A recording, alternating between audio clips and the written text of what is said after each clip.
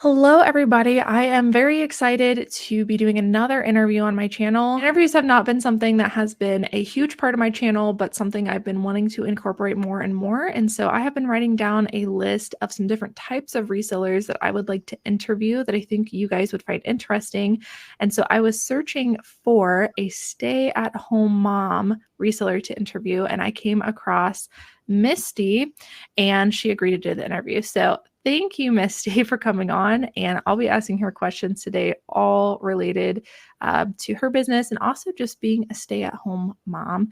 So let's start with a short introduction. Mystee, can you tell us just a little bit about yourself? Yes, my name is Mystee, and I am married. I have two small girls that stay home with me. I homeschool. And yeah, I stay home with them. I resell as well as a few other like freelance things. So Yeah. Awesome. Well, I was very excited when you agreed to come on because a lot of my audience says things to me like, they just can't relate with some of the content that I'm putting out because, we're all very different. And I do believe you can take pieces from really anybody that you're learning from. But I thought it would be really great to bring somebody on board that other people could relate to a little bit more. And we have a lot of stay-at-home moms in the reseller community, and I certainly have a lot on my channel. So I thought it'd be really great to get your perspective. So let's just start with, how did you even get into reselling? well, I'll give you the short version of a very long thing. So basically, I went from doing, we'll say, corporate world and enjoying that to having my first child and kind of coming to this conclusion that I wanted to find a way to stay home with my kids, but I also like to contribute financially. So like I was looking at options to do. And I became pregnant with my second child. I had just started reselling for fun. It became like a little fun cushion to do and to look like consider as a stay-at-home career. And that was the plan. We had like a 5-year plan to get to me staying home doing that. However, we got a curveball when my mother died because she was the person who took care of my oldest child and would be taking care of my second child while we worked towards this goal. And after she passed, financially, it just made more sense for me to take the plunge into staying home. And yeah, it became like what it already was, but it continued to be this fun part-time thing where I could create a cushion for our income or pay for homeschooling things, trips, things like that. Awesome. I hear that a lot of people who are like, I'm thinking about going full time and taking the plunge. And they have like a plan, like you said, you had a 5-year plan, which I think is awesome. Most people don't have that long of a plan. But then they're like, I was kind of forced based on circumstances into it. And I think a lot of people can relate to that. So you mentioned, and we kind of actually talked about it a little bit before I press record, but the corporate world. So you were in the corporate world before you decided to take that. And I assume, based on the sound of it, that you were like, dabbling and reselling as a hobby, and that it just grew. Yes. Yeah. So it was a hobby. It became this kind of thing. Like I became confident in like, oh, I can make money on my own without like a 9 to 5. And I got really excited about it. I looked at other things too, like private labeling, just different side hustles, all kinds of things. But reselling became one that I liked, but was also kind of easy money in a sense, as long as you do it right. So yeah, that's kind of how that started and how it went. Cool. And you don't have to share like the exact company or anything that you worked for if you don't feel comfortable doing it. I know I don't share that with a lot of people, so I totally get it. But can you describe just kind of like what type of company maybe you worked at beforehand, what kind of things you did in your day-to-day before you decided to go into reselling? Yes. So actually, I had like 2 career lives before reselling. Okay. And the first one was in education. So I started in Career Center with education, went through that and everything. I stayed in the education field for about like 8 to 10 years. And then I got burnt out, unfortunately, even though it's something I really love. So then I went into the corporate financial world. I wanted to understand a lot more about finances because I felt like it just wasn't something I was taught growing up. So I literally got a job in the finance world for a major company that's in a lot of people's pockets. And I started with like an intro type job where you just kind of take calls and do things. And I worked my way into what we called promised land. It was kind of like the joke because it was where all of the people go to retire. They stay in the company in this part of the building. And it was really interesting work I did over there. I really enjoyed it. I worked with lawyers and several other people. And then I landed lastly in working in affidavits. So like legal court documents, things like that. And that's when our life completely took a turn. Okay.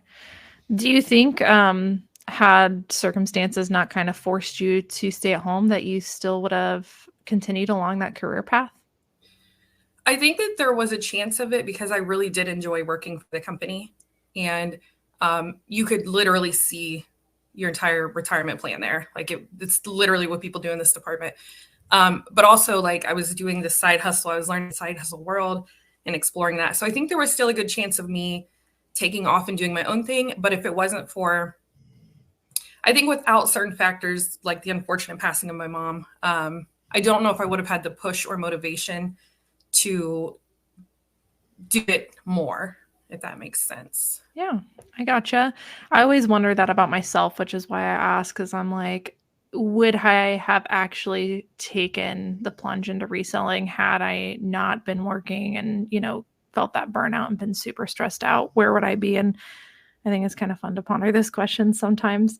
But no, that's great. It sounds like you have a lot of applicable experience from your previous jobs, which I think is really cool. And I'm seeing a lot of resellers that go from working in the corporate world into reselling. They the ones that are successful, I've noticed a lot of the time, a common factor is they have a lot of information and takeaways from their previous jobs. So, you working in finance and education and things like that.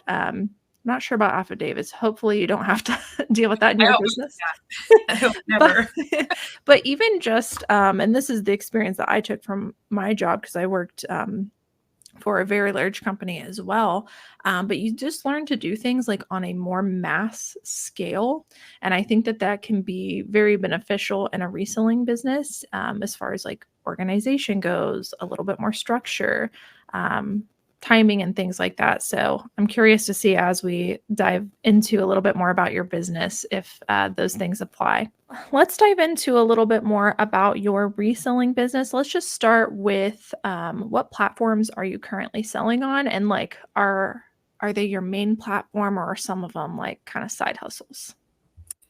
eBay has been number one since day one. So for several, that's the one I know the most. I've been doing it obviously for at least 6 years. I can't remember when I actually started. Poshmark is slowly creeping up there where it's becoming like a front runner. And I gave up on Mercari after like a few months, not really my platform. And then I just actually opened a Depop today. So Oh, okay. What made you want to open up a Depop? I've been seeing people, it seems like it does great pushes for like stylistic pieces and vintage pieces, which I'm starting to pick up more. Yeah. And then I don't even know if you were mentioning this in here, the Resellers Edge group, people have been saying like, oh, it's working for me. And Bethany kind of pushed me too to do it. So I was like, okay. Yeah. I wasn't planning on mentioning the group, but you perfectly segued. So, yeah, I've seen a lot of people also post about that, and I didn't even hear the call that she did, but they were top sellers on Depop, so I've taken a lot of information from them as well. But yeah, I saw a couple people post. They were like, "I did it. I just started cross posting a bunch of things over there, and I've already made sales." I'm like, "Wow, maybe I need to get my butt back into gear on Depop." All right. And did you say you are estimating you've been on eBay for 6 years? So does that mean you've been reselling, like, your side hustle hobby into reselling kinda started about 6 years ago? Yeah. Well, my youngest is 6. And I know I started before I was pregnant with her. So it might be closer to 7 years. Okay. Yeah, probably closer to 7.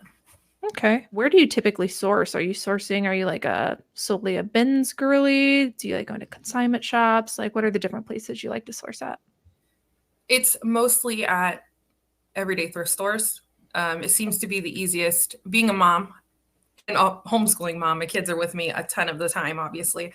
So to have a place where I might be paying up, but it's organized, you know where everything is. You can quickly find what's coming out new, all of those sorts of things. So yeah, I mostly do there because it's a very preset thing that my girls know the process we do, compared to if we go to yard sales, I got to worry about a lot of factors about heat and, you know, driving around a ton, or the bins sometimes gets a little crazy, and having little children isn't ideal there. So yeah, I mostly do that. Though when my youngest was really small, she was a very fickle child. So I actually had to do a lot of like, I guess like bulk wholesaling into my house. And so I switched to health and beauty back then. That's a whole different story, because it was the easiest way to handle that. But since we've gotten older, we've switched back into clothing and thrift stores. Okay, cool. It's funny that you say that, because I've asked, I just run into a lot of people, you know, in the reselling world, just where I live. And so I'll usually like ask them some of these questions just because I find it very fascinating. And, you know, they ask me about it. And a lot of the stay-at-home moms that I talk to, it's interesting to hear their perspectives about where they source, because some people would say that going to the thrift stores that you shop at are not beneficial to them, and they just have different perspectives on it. So I always like hearing that. And I find that a lot of moms must use the strategy of going to the bins, because the bins I go to, there's a lot of kids there sometimes. So apparently they found a way to make it work, but I know that I couldn't. So you've gotten your kids into a routine when it comes to sourcing. We can talk. I got to write this down because I got to make sure to ask you for some of those tips regarding your kids at thrift stores, because I know people are going to ask. But before we get to that, what would you say your business model is currently? I think with starting to scale, I mentioned that I'm actually scaling it now. But starting to scale, I've noticed that I think my system is, I have like a trickle down system, we'll call it. So one, I want to start with the things that comp well, I guess, right? The very easy readable metrics. That's not always an option. Sometimes you get into those ruts where every store is kind of just not going well. That's when we move into stylistic choices instead. And then once I run out of that option, we move down. Hold on, I'm sorry, my kids. You're okay. You were saying that we were talking about your strategies at the thrift store and your business model. And you say when you go to thrift stores, your strategy for the types of items you pick up is you first look for what comps well. Sometimes that does not work at thrift stores, as we all know, and then you move to style-based things. And then you were just about to tell me, I think, after that, if you're not finding that, what happens? The next step is to go, what have they marked down the cheapest? And can any of it turn around for a profit? Maybe not the most. Maybe, you know, we'll turn $2.50 into 20. Yeah. You know? So that's kind of my method, because I'm a one-person show. So like it is what it is when I go shopping. I don't have another option. Yeah. No, I think that's great. I think it's good that you have a tiered system too, like, because things don't go according to plan, or maybe, you know, things are going great at the thrift store, but your kid gets sick or something, you got to leave. It's great that you have a tiered system, that you're like, this is plan A, but then I got plan B and I got plan C. So I think out of those three things, you know, anybody could really take away from that. And I feel like that's kind of how, I think that's kind of like my method at the thrift store too. So as far as business model goes, it sounds like you are looking for things that comp well, obviously, but what does comping well mean to you? Are you looking for high sell-through rate? Are you just looking for like items that are selling for like a certain threshold? Tell us a little bit more about that. Well, once again, everything's changing, because now that I'm expanding, I'm realizing space is an option. So it is, I mean, an issue, we'll say. So at this time, I'm looking like, okay, is it making like 25 and up? And is the sell-through rate 100%? Is this 80%? Can we work with it? You know, like I'm not like a hard, fast rule of like 100% has to meet 30, you know, which is a great model if you have the availability of enough items to do that. Yeah. But yeah, I think I just have some flexibility where I just want it to look like it's promising to be able to turn around. And my next question was going to be, and you kind of already answered it, but like, do you have any help? You said you're a one-woman show. So you do everything. Is that right? I do, but actually I do have help, but it slows me down because Okay. the kids. Um, my husband is willing to help me. He says it all the time, but he's also working a full-time corporate job while in college right now. Um, Wow. yeah, and I don't know, you just don't feel right being like, yeah, take your extra last bit of time today and come Right. work for me. But he is willing to help with like the things that I'm not great at, which is like I do the fun part. And now we need somebody to take the measurements and the photos and everything. And he will help there if I want him to. But my kids help me. It's with an intention, even though it does slow me down. Entrepreneurship is something that I want them to see as an option. I don't want them to think the 9 to 5 is the only option. I'm just someone that thinks outside of the box anyways. Like, yeah, my thoughts are a little different from others, but yeah, I want them to see firsthand like what entrepreneurship is and to take pride in how they can help with like a family business Yeah. in a sense. So yeah, they get paid for shipping. It just takes twice as long, but it's okay. They're learning. One day won't take so long. And then also they get paid for sourcing, which is more for my older. My 6-year-old can't read, so she just looks for logos she knows. But my 9-year-old can read. She'll pay attention to what is selling for me. Or if I'm watching videos to learn things on YouTube, she's watching them too. So she does get paid $1 per item that she sources that I say yes to as far as purchasing to resell.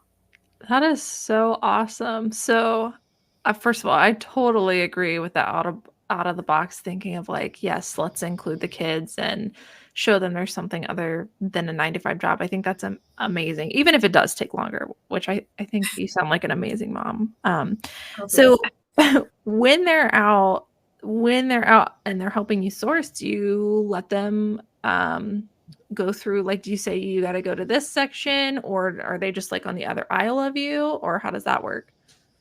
I do prefer for them to stay close. So they're in like a general vicinity with me, especially the youngest, being 6 years old. You could get lost easily. Yeah. Stay close. The 9-year-old is honestly she's very much, I think it's just the older sibling thing. Yeah. She's just a lot more mature. So there's a lot of trust with her as far as where she'll go. So I do make sure she's within like eyesight, but yeah, she's in an area. And then often we do something where like, if there's a brand she knows well and knows we can pick it up a lot, we have competitions. Oh. It kind of goes in this area that we're talking about. So like, we don't do it as much now because J Jill's kind of hit or miss now, I feel like. Mhm. But when it was like selling like hotcakes, she would be like, I bet I can find more J Jill than you. And like, she would just go through the racks and we would have a little friendly competition. But yeah, so she stays close within communication range. Yeah. So that's what we do. I love that. I love making it a competition too, because that gets them engaged and a little bit more distracted. So on average, if you had to pick an average, you're taking your oldest to the thrift store with you. Like on average, how many dollars does she get per store? Lately it's been less just because it's been harder for her with me expanding in different ways. She's paying attention and amazing. She brought me the most beautiful, like, it was like we'll throw it into the Whimsigoth Gothic thing. And I was like, if it wasn't so expensive, that's a yes. She can make a few bucks per trip. She's also, like I said, she's a child, so she gets bored and she's like, I don't want to do this anymore, Mom. So she can make 0 to maybe like 10-ish, I think. Very cool. About 10 items. I think that trip where she went crazy with the J Jill, she probably picked a good 14 items. Nice. That's awesome. And I mean, even just 1 or 2 more items, getting some help doing that. That's so cool. I love that. I love that strategy. So they help you source. You said that they help you ship. How does that work? Because I'm just thinking about all my nieces and nephews, and I'm a little bit of a perfectionist. I feel like they gonna mess this up. Someone's gonna get a wrong item. So like, what all do they help with as far as that goes? Well, first, mistakes do happen, but I mean, most of them you can fix. Like the other day, my oldest she didn't worry about making sure the measurements and the weight matched up. She just clicked the button and pushed it, and it ends up in matchups. So then we got to cancel it and go through. So they do happen. Not often though, because I'm right there. So with my youngest, it's a little different. She's super, super hyper. She's like our wild child kind of ordeal. So she's all over the place anyway. So really for her, what I do is I print everything and get it ready. and then I set them in piles, and she'll go in and do what she needs to do, just the little bits. My oldest does from beginning to end. So for her, she goes with me. We pull the items from my bins. We make sure they're sealed and good to go. We put the thank you for supporting my small business stickers. She will do the measurements just to make sure it's accurate. And then she'll decide which shipping, like, is it a poly mailer? Are we doing priority mail? Like she'll help with all of that. And she'll worry about printing it, sticking it on, taking to the post office with me, entering the info into the self-scan kiosk. Like she does everything. My goodness, that is so awesome. I mean, this is just a testament too to everyone that's scared of eBay shipping. Like, if you can teach your 9-year-old to do it, like I feel like anybody can figure it out, right? I'm sure she's a very smart, mature 9-year-old. But I feel like if she can learn it, like everybody could. So that's so awesome. I was not expecting you to say, yeah, that like she helps weigh it and decide the packaging. That's so cool. So excluding the help from your kids, which I know sometimes actually makes things take longer. Besides that, just you're basically doing things solo, right? So how many hours would you say you work a week? And I'm going to say on average, because I'm sure there's some weeks you work a lot more and some weeks you work a lot less. Right. I try my best not to go over 4 hours a day. That I try. And I find myself, I work mostly, I try to get up like 4:30-ish and work till about 7:30. So I can get a good chunk of that done then, as long as there's not other factors that are going on that are taking up my time. So what is that with some quick math? Let's see here. 4:30 to 7:30? Well, I'm just thinking if I do 4 a day, that's like 20 hours a week. Okay. I do weekends too, but eventually I won't. But right now I do because it's just quick and I do it in the morning and get it over with. Yeah, I was gonna ask if you had like set days off or anything like that, but so you're doing it every day, but smaller chunks.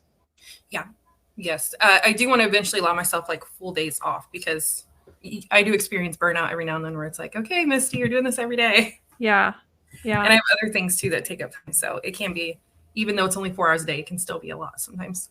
Yeah. Okay.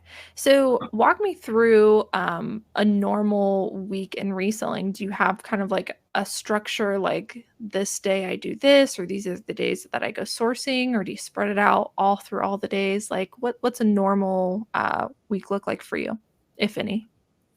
It is kind of spread out and sporadic. To an extent, especially like sourcing. Sourcing, I fit it in where I can. So like, all right, I just ran errands. It's over by this thrift store. I'm going to go in. Okay.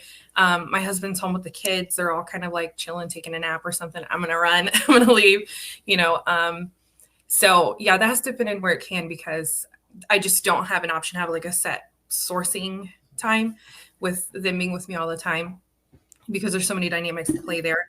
Now, with the rest of it, I try to do it those early mornings so I can get up and do listing for a few hours, or I can get up and do pictures for a few hours. Those kind of things I try to do, in that earlier set time. Otherwise, it's sporadic throughout the day. Okay. It sounds like you have a lot going on, especially if you're trying to expand also. So, how do you stay organized as a stay-at-home mom reseller? Do you have any tips for us? That is the area that is becoming the thing I'm really trying to figure out. Okay. Because now that I'm scaling, like I used to do less than 5 items a day, then I went to 5, and then we went to 6, and we keep going up, and now we're at 10.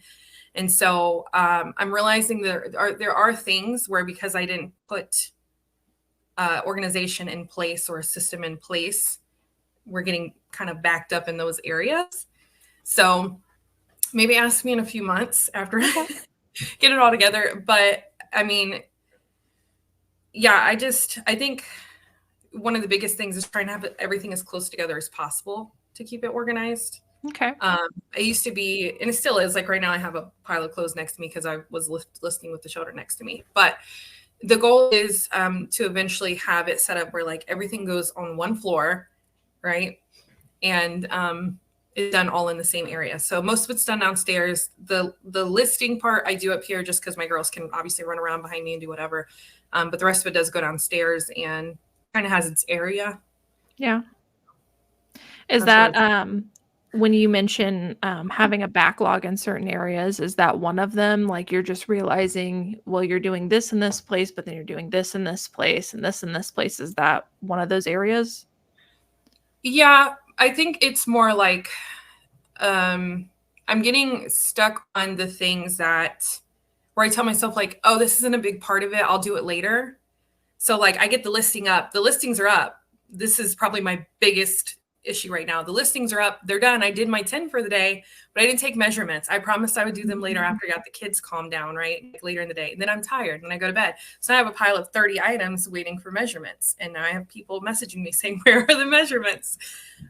So it's things like that where I just need to figure out a better system of how I do my system to make sure I'm completing all the way from A to Z instead of taking these breaks and getting stuck. If that makes sense. Yeah, I gotcha. I will ask you here in a couple of months, where that is at and if you found something that works for you, because I'd be interested to hear, just because I think you do think in a little bit different way than some other people. And maybe you come up with something as far as organization goes that maybe we haven't thought about that would be helpful to stay-at-home moms. Last question about your business before we move into maybe some of the numbers, if you're willing to share. Who is your core customer, if you know, and just an explanation for anybody watching, because we've been talking about core customers quite a bit recently, both on YouTube and in the group. And if anybody's watching and you're like, I don't know what you're referring to by a core customer, basically just who you sell to the most, what kinds of items are you typically selling to? If you had to think of like one person as somebody that you were selling to, who would they be? What kind of things would they buy? That kind of thing. So do you have a core customer? First of all, I'm a girl's girl in nature. So as much as I want to do the men's stuff, because I hear it goes great when you do men's stuff, it's always going to be a woman. But I think it's kind of a toss up between maybe the more mature linen, boho-y, simple looks, like the woman who looks for those kind of things that are a little more elevated pieces, like, you know, Italian made brands or, you know, getting into J. Jill's, those kind of things where they like a very specific type of material and aesthetic and everything like that. But the new thing that's really coming up for me is women who are really into like stylistic and don't care much about anything beyond that. That's becoming like a big thing where I see Poshmark's on the rise, and hopefully Depop will be too. But yeah, like I just went thrifting and I found a ton of like going into the grunge and witchy, gothy type looks. Yeah, So yeah, that's becoming like a front runner for me. that's awesome.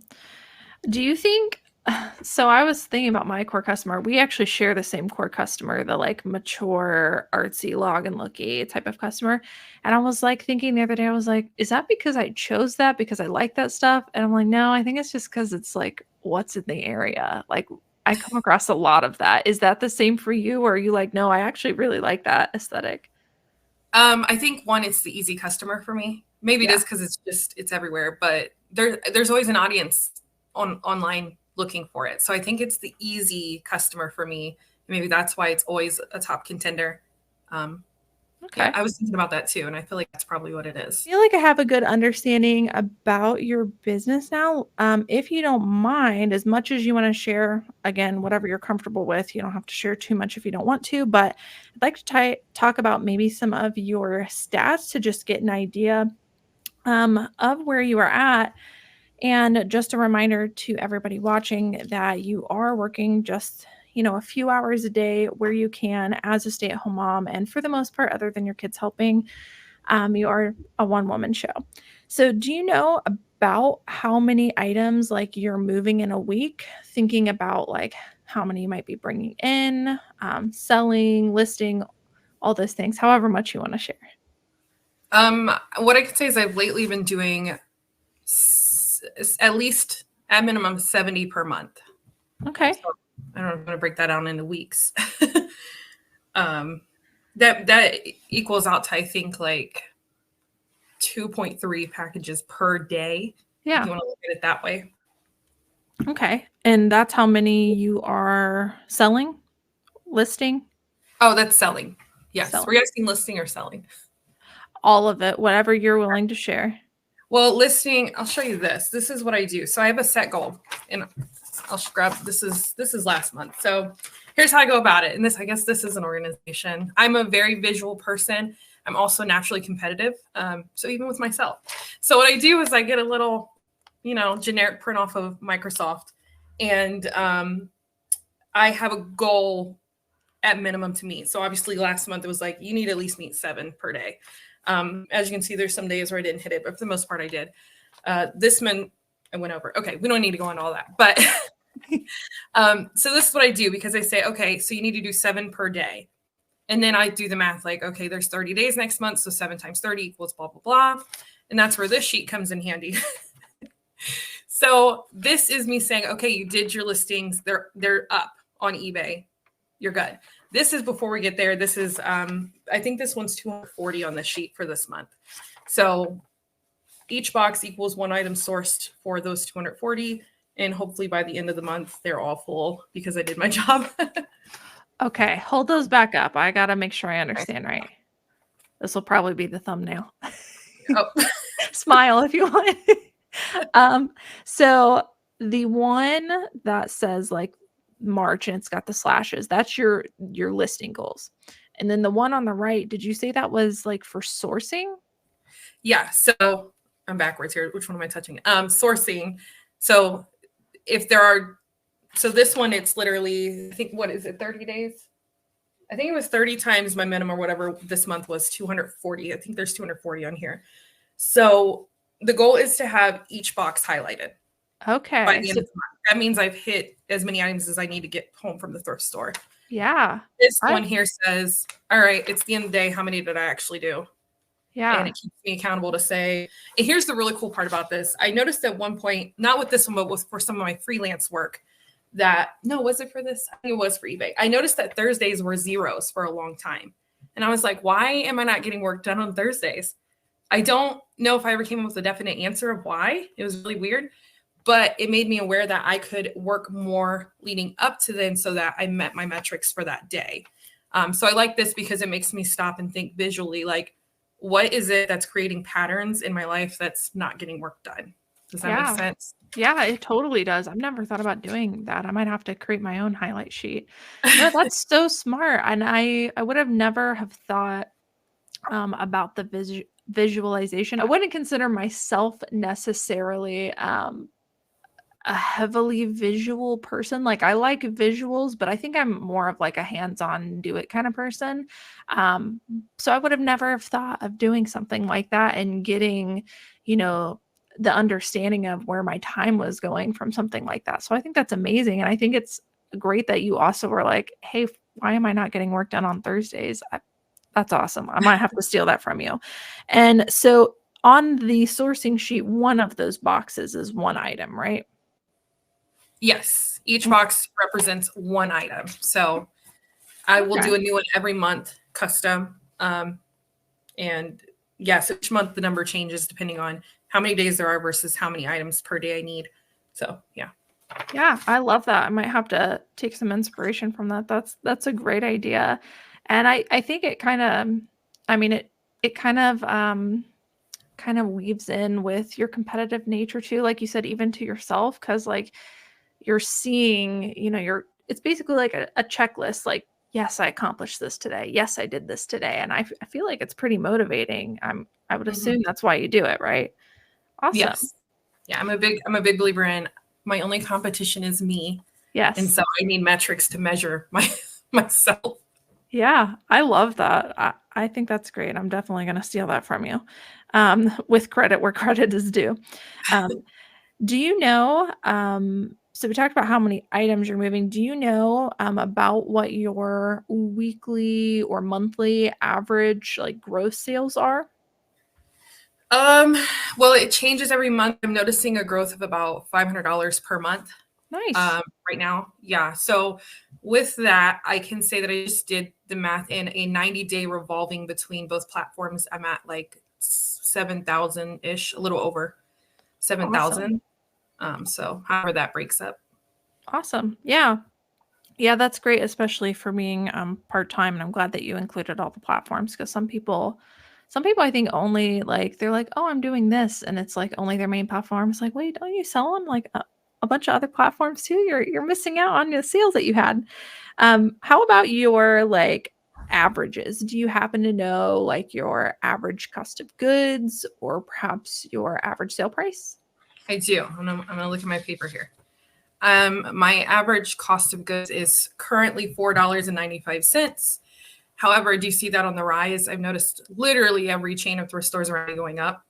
Yeah, I got shocked, sticker shocked recently. I was like, everybody's going up. But yeah, $4.95 is my current as of date. And then my average sale price currently, and I believe this is before shipping and all that, is $25.30. Nice. Top of my head, but that's where I'm at. Yeah. Yeah. And then if we want to look at this, a lot of information, but if we look at my net profit, I like to look at it after tax. Okay. So per item, my average right now is $12.24 after tax and all the fees of everything. So Yeah, that's awesome. I'm glad that you have a handle on your numbers too, because um, if you're trying to expand in things, those are just great to know, so you can know where to move the needle. All right, yeah. awesome. Well, sounds like you have a very solid foundation. Yeah. I was just going to say, I compete with myself over that too. I have another spreadsheet where it's either red or green, depending on if I beat last month. Oh my gosh, we're gonna have to like see all these spreadsheets. It's so cool. I love that. Yeah, average cost of goods, $4.95. I feel like that's really great. And a lot of people, I would say mine right now is somewhere between 5 and 7. I haven't looked at it for this like past month, but that's including the wholesale we get and stuff. But a lot of people on my channel, even with, because I'm with you, like, because we live kind of near by each other, that we shop at the same thrift stores, I guess is what I'm saying. I have also noticed the increasing cost of goods. And so I've noticed my cost of goods go up as well. And I've been like, man, like this is getting kind of expensive when you look at it. And then I've got people commenting on my YouTube channel and they're like, man, you're really blessed because my average cost of goods is like $12 out in California or Texas or whatever. So I feel very fortunate with those cost of goods, but you got it like down in half to $4.95, which is pretty awesome. So congrats on that. And yeah, I don't know how you're keeping cost of goods that low because I am also struggling with the increasing prices. I actually just had a conversation the other day. It was after I made that video. I don't know if you saw it, where I talked about how Goodwill employees in the area were taking down the half off items like the day that they went on sale. Okay. And so they're taking in our area, they are taking like, first of all, a lot of them eliminated half off colors. So like if this week the color red's supposed to be 50% off, a lot of them aren't even doing that. Like it's just all full price. But the ones that are still doing that, so let's say the half off color is red for the week, the day that the changeover happens where red becomes 50% off, they're having their employees go and pull all of the red tabs and then they take them off the floor and they're re-tagging them to put them out as different colors for the week. I've heard that, but I haven't seen it yet. Oh my gosh, I've seen it like at every Goodwill in my area that I've been to that still does it. So very frustrating. But when I was venting about that, I realized during that conversation, I was like, a lot of people are, not going to be buying that stuff because obviously it didn't sell once, right? Like it's probably not going to sell again just because you retagged it and put it on the floor. And then they're also pricing up a bunch of things where things are supposed to be flat rate pricing. And I was all this to say, I was getting very frustrated. And then it just kind of hit me and I was like, well, if they're pricing all that stuff up like that and nobody's going to buy it, that means that the bins are about to get really good because all of that stuff's going to get donated to the bins. So I tested that theory out recently and it was true. And I was like, seems like the bins have gotten a lot better. So I've just started noticing that in the area as prices increase. So if you're somebody watching and you're getting discouraged about it too, maybe check out your bins whenever you notice that thrift stores are like really tagging stuff up and like you're not buying a whole lot. A lot of that stuff's probably ending up at the bins. All right, that's the end of my tangent about that. I started to get mad about it all over again. So as far as any other numbers, let's see. How about timing? I assume because you're competitive with yourself that you time yourself. Do you know how long it takes you to list an item start to finish? Actually, this is the one I struggle in. Really? Yeah, because you guys, I think since the beginning of Reseller's Edge, this has been a topic. It was pretty early on we discussed that. And every time I've tried to do it, it's so stressful for me. Especially when like I feel like there's so many interruptions throughout my day that like to remember to hit record to see how long it actually took and everything. I've tried so many times and it's just not working for me. But maybe I don't know, we'll guess somewhere in between 8 to 11 minutes, including like sourcing time. I don't know, we'll throw in like a few minutes for that. It takes longer if it's like vintage or not comparable, right? So because those things, it's like, okay, I got to find the tag, I got to find the workers union thing, and you know, there's so many things that go into that.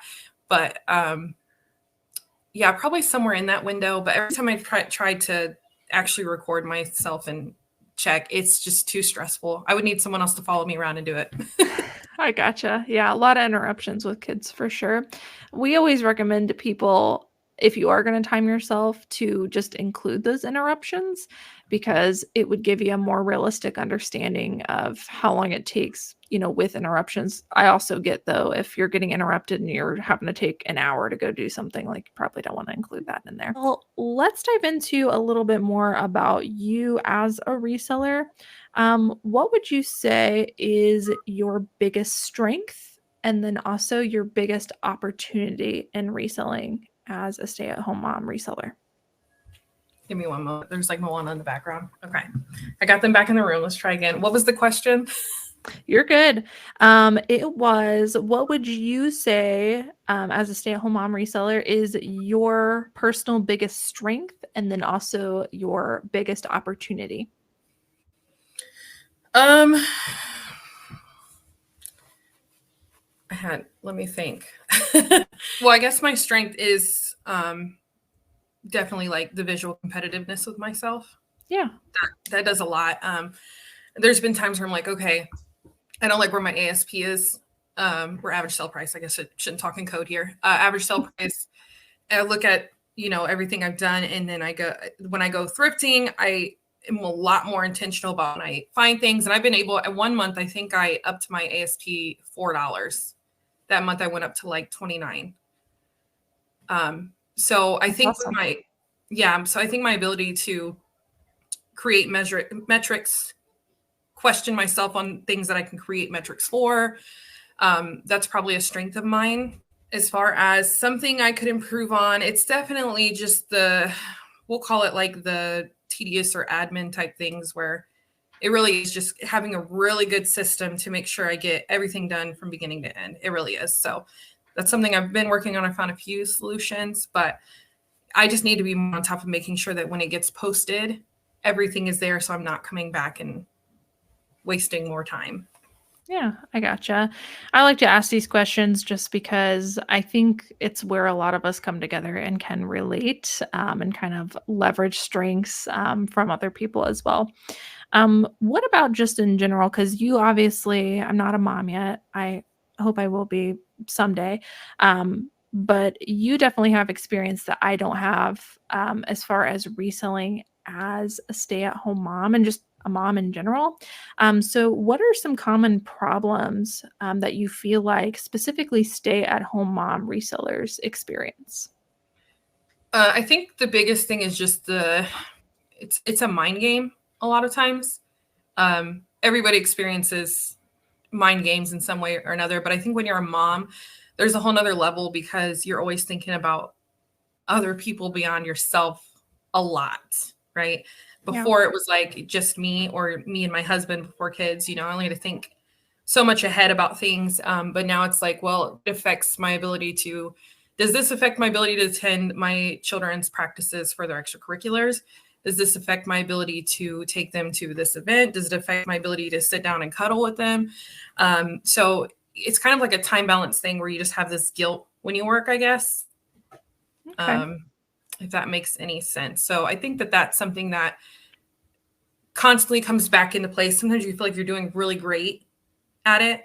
And then other times, especially when life just gets hectic, like this past month has been a very hectic month for our family, just a lot of dynamics changing. And it's really hard for me to balance everything and make sure that I'm still giving a lot to my children. So even though they're being understanding, like we've had conversations where I'm like, hey, because of this new thing that happened, it requires mommy to work more because, like daddy's income pays this. Anything beyond that is mommy's job. So they've been really, really patient with me working a little extra compared to usual. So I think that's the biggest thing. It's like there's a mind game and an ability to balance that can be the main thing. Yeah, I totally hear you on that. And it makes complete sense. Like you have to consider a lot more people than just yourself. So I imagine that makes it 10 times harder. I've talked to Nikki about that specific thing a lot, like just mom guilt. She's talked to me about a lot. So although I'm not currently experiencing mom guilt, I feel like I can understand it a little bit and see it from your perspective. I've heard that from a lot of stay-at-home moms that I have talked to. Thank you for giving me some perspective on that. Are there any misconceptions, I guess? I'm just thinking about again, going back to people coming on my channel, like just the relatability. Maybe I'm coaching somebody and they're a stay-at-home mom and they're like, Kaylee, you're not understanding. Like, are there some misconceptions just in general that you think people have about stay-at-home moms in the reselling industry?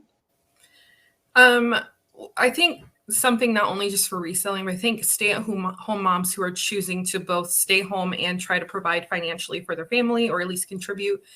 I think a big thing is that, especially when it comes to social media, there's a belief in hustle culture, if you've ever heard that. Yeah. And so naturally your algorithm feeds you what relates to you, right? So this is something I see a lot. I'm a woman who has children, who stays home and likes to make money. So something that comes across my feed often is this like hustle culture is bad, like kind of thing. So I think there's a lot of misconceptions about what it has to look like for stay-at-home moms. Yeah. And it seems like people think like you have to be over the top with all of it, or like, I don't know how to describe it, but it's a lot more flexible than people realize. And the beauty of something like eBay, where, or the other platforms, we'll just say all the platforms, is that there are months where you just can't work as much as you want or desire to. There might be something serious going on in your life and you need to take a step back, and those platforms are there for you in a sense, right?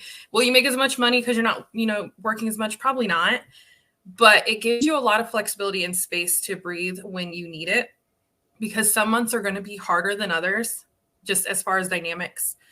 And then other months, it might be great for you to be able to go really hard and meet all your goals. So I think that that's just a misconception that it has to be this super hard, go at it, hustle, eat, sleep, breathe it. I think that's an interesting aspect that often gets thrown in people's faces and fed to them by social media, which is a huge factor for a lot of people's thought process these days. Yeah, that's great advice. If somebody came to you and they were a stay-at-home mom and they were thinking about, getting into reselling, what kind of advice would you give them? I would say start slow. This happens a lot, actually.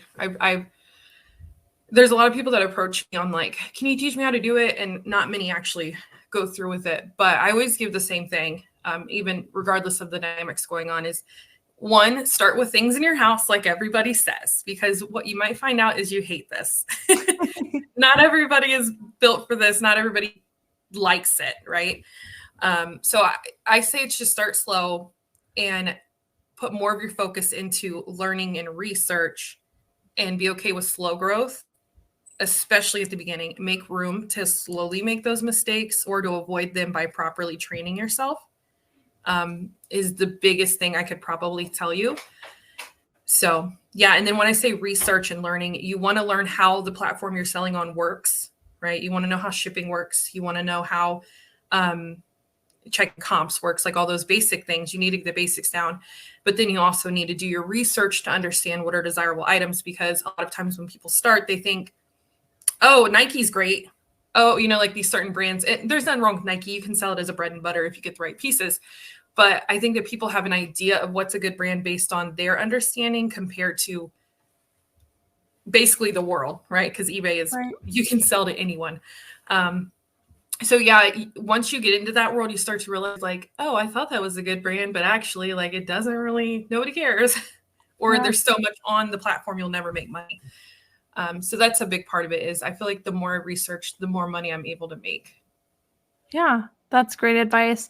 I want to go back to something you said, because I definitely see it with my audience too, where like people were coaching. But you mentioned something that I think is interesting, which is you have a lot of people approach you who are stay-at-home moms and they're considering reselling. I think you gave great advice, which is try to sell the stuff at your home first, because you might not actually end up liking reselling and all that stuff. Kind of dip your toes in. But you said something that I think is important, which is a lot of people never end up even starting.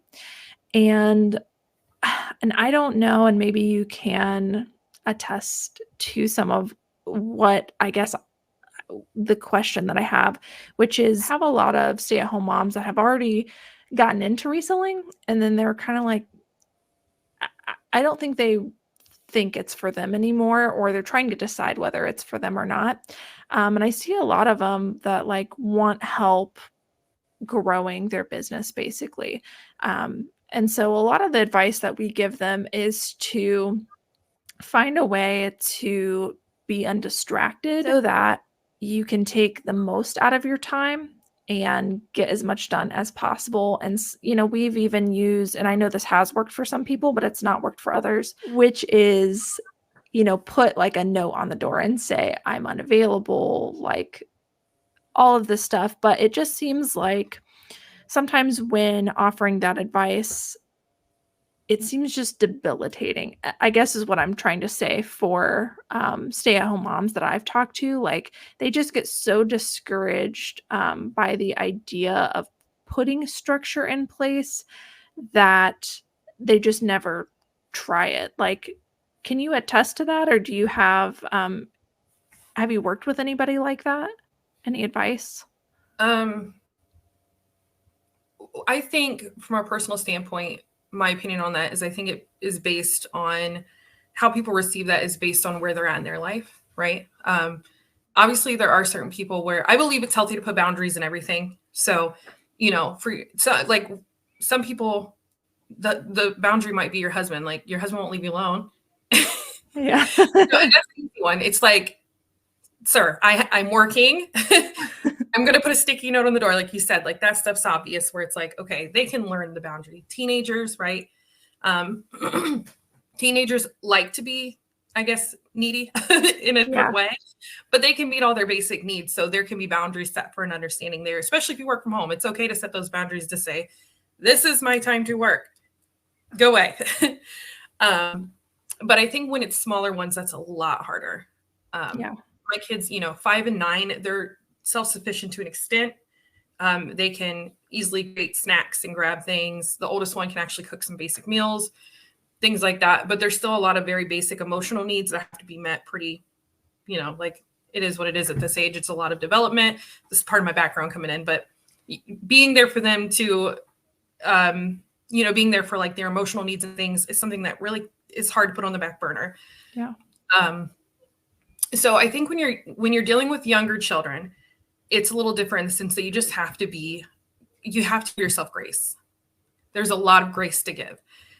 When they're that young, there's a lot of needs to meet. A lot of things are more immediate, a lot more distractions, as you've seen in this meeting alone. And this is them trying really hard not to distract me.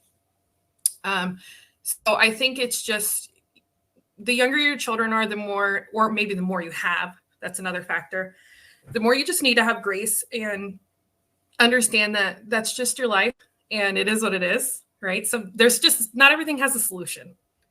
And it's okay that not everything has a solution. Sometimes you just have to be okay with going at your own pace and it looking a little different. And there will be times where like mentally you're like, this is exhausting. I'm not getting anywhere. I feel like the wheels are spinning, but I'm not moving. And that even happens to me. And as you can tell, I have metrics that are telling me the opposite, even though I'm feeling very much like that. But yeah, it just comes back to having grace for yourself and understanding that it's a season in life where, as a woman, we won't get into this, but society has its own play into why women have trouble working. But there's just a lot of things going on that make it really hard for women, especially mothers, to work. And so I keep coming back to the word grace. You have to have grace for yourself.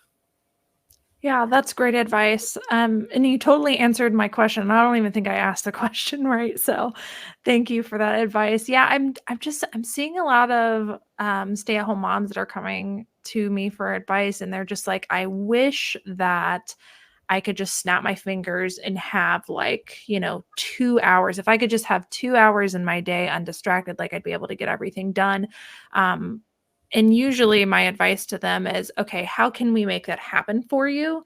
Which, just going with what they want to do in their own business. But what I'm hearing is that, maybe it's honestly better to just give yourself grace, like you said, and, find a way to work with what you've got.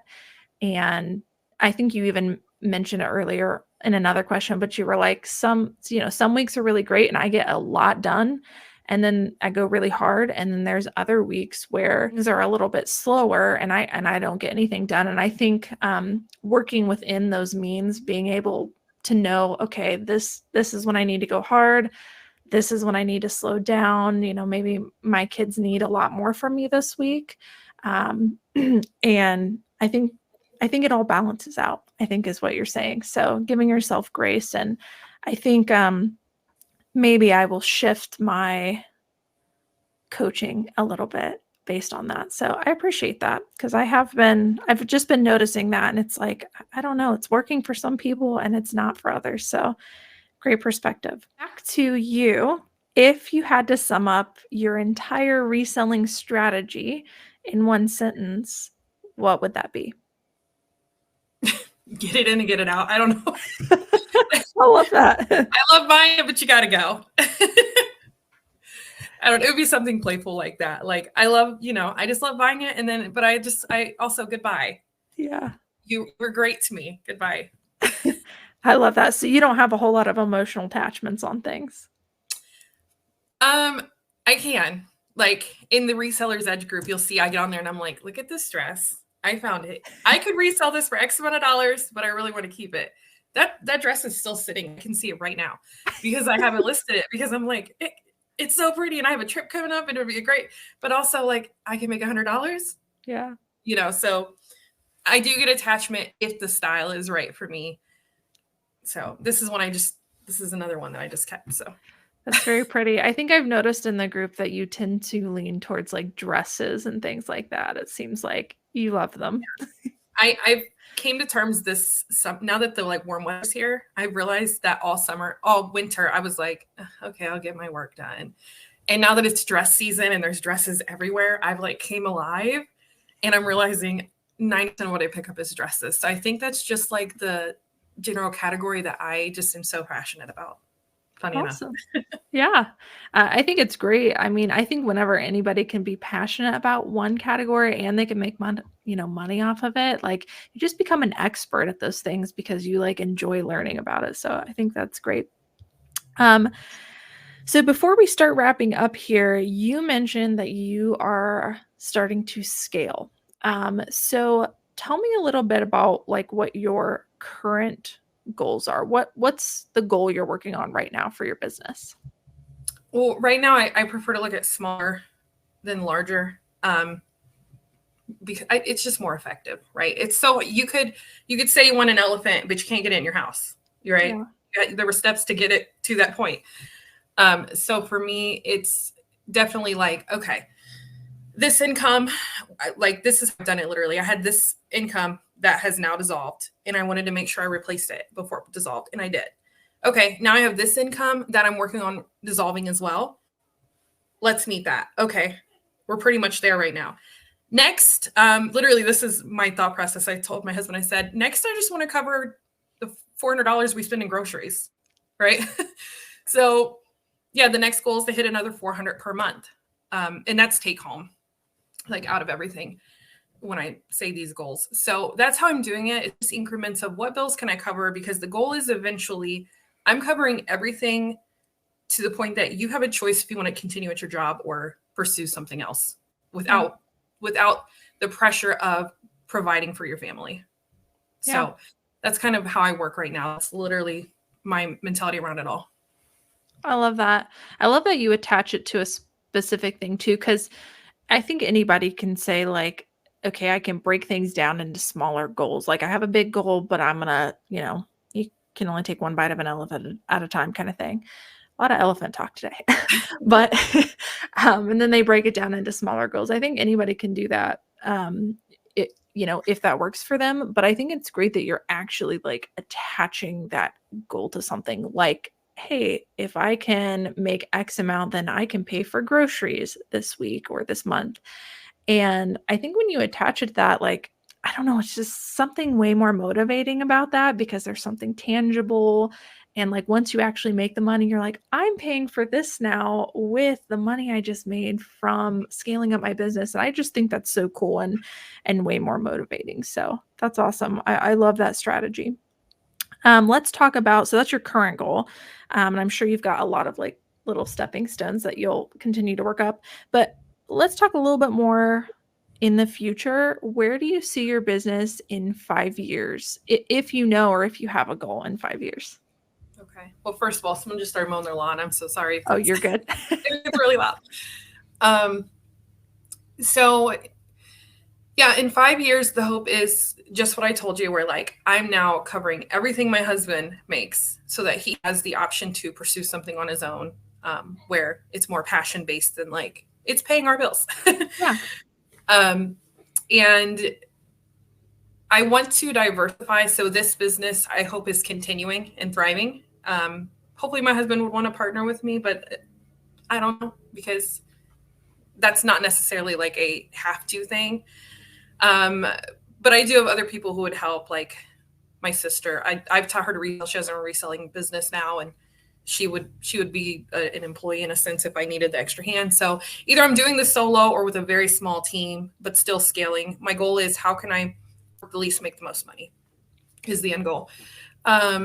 And also diversifying the income. So the income that I make from this, we want to have rental properties. We want to have, money into this and that. So hopefully within 5 years, we will be doing a lot of that. Is there anything else? Those are all my questions for you. Is there anything else that you just want to add that maybe we didn't discuss today that's just on your mind regarding any of these topics?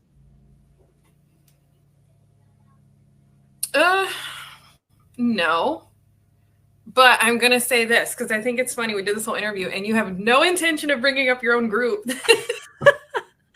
Well, I thought about that. Okay. So I thought about, man, it'd be a really great opportunity to promote the group. You're in the group, but I was like, whenever I interview people, I really want their story to shine. And I don't want to, I guess, hinder that by promoting things and making it seem like you got to answer things in a certain way and you got to attach the group to it and all this stuff. So I did have that thought when I started writing down all these people I wanted to interview. But if you would like to talk about it, you are more than welcome to. Yeah, I thought your answer would be something around that. Let's just highlight the group for a minute. So I joined it pretty much the beginning. Yeah, because here's what you said. What did you say that got me? It was like something along the lines of like the $50 should turn into 500 or something like that. And I was like, marketing, that's great. It's working. So I did join, and I think it was like the discount tour was like $25 when you first started or whatever. And then also it was that. And then somebody long ago in my life who is highly influential always told me that you give everything you do 3 months before you make a decision. So I was like, I'll stick around for 3 months. And I think we're right. That's about how old the group is, right? Something like that. Yeah, we started January 1st. So I think it's about 4 months now, coming on to 5. But yeah, about 3 months. Yeah. Yeah. So okay, it kind of aligns perfectly with that. But that always stuck in my head because I was like, I'll just do the 1 month and I'll, and $25 discount, then I'm out of here. right. I threw 25 around. And I'm glad I stayed because I think with someone who has a lot of experience with reselling, there's different departments almost within the group.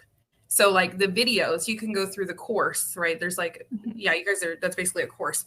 The course is very much for like beginners, right? Yeah. So and you can come in and learn your basics. And I was like, at first I was like, okay, is there going to be anything more than this? Because, 90% of this I know. But then you guys started doing the calls. I don't know what we call them. Are they like live calls? Yeah. Yeah, live calls. And that's really where somebody who already has the experience is going to get the meat and potatoes, I think. So a lot of things come up in conversation there. And I'm someone that likes to think a lot about scenarios or like, just different aspects of business. Cause it's not only just, you guys always usually start with like a topic and then get into that topic. Sometimes it's reseller related. Sometimes it's mentality around business related, like all those kind of things. And then we get into Q&A and then you find like, oh, I've never came across that. They have a solution for that. Someone in the group has the answer. So I think it's great because in that way, I've seen my business grow tremendously. In a few of the other ways is that the BOLO list alone. Yeah. Access to the BOLO list for $50 a month. Okay. That alone. Cause I think you just shared we're up to like 503 BOLOs in there. I just added more today. Okay. So, we're going up. Yeah. So that alone too. But beyond that, I've noticed a lot of growth. It's almost like when you read a diary from a few years ago and you're like, ugh, I was so immature.